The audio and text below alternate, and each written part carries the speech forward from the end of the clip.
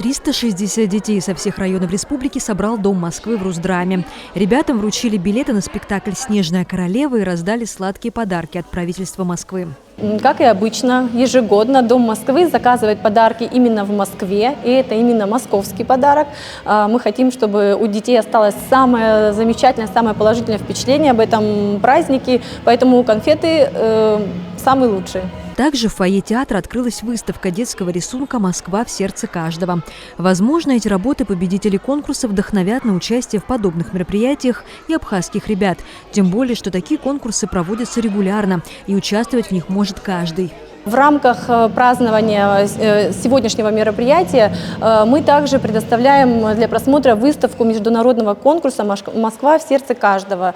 Это ежегодный международный конкурс, в котором могут принять участие любой ребенок, проживающий в любой стране.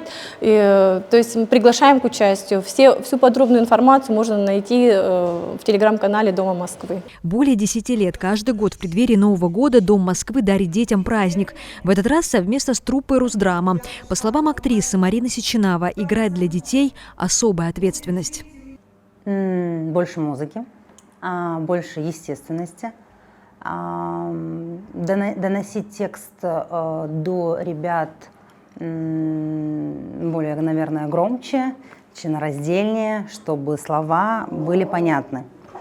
Вот. Ну и, конечно же, сценография очень должна быть яркая, привлекательная, сказочная, фееричная, чтобы детям было интересно наблюдать за персонажами в красивой атмосфере. Спектакль «Снежная королева» рассчитан на детей разных возрастов. Каждый поймет и вынесет для себя то, к чему готов его детский ум. Мы стараемся в наших спектаклях, особенно в детских, говорить о каких-то вещах, которые, может быть, повседневно люди не слышат, не говорят.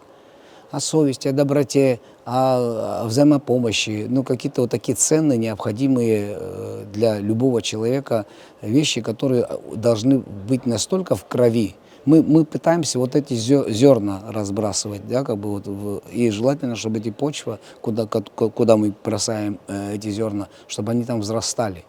Это вот, может быть, такая слишком, не знаю, какая-то высокая, может быть, цель, и, может быть, в каком-то смысле несбыточная, но мы должны это делать, мы должны стараться это делать.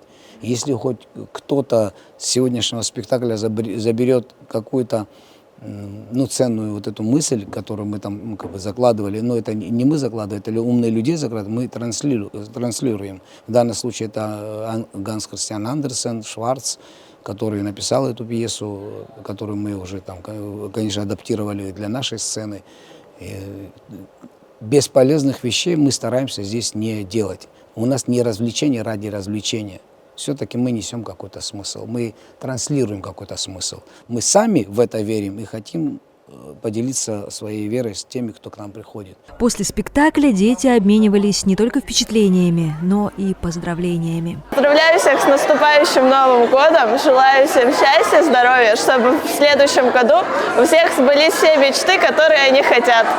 Я горжусь тем, что в прошедшем году я смогла окончить полугодие без троек.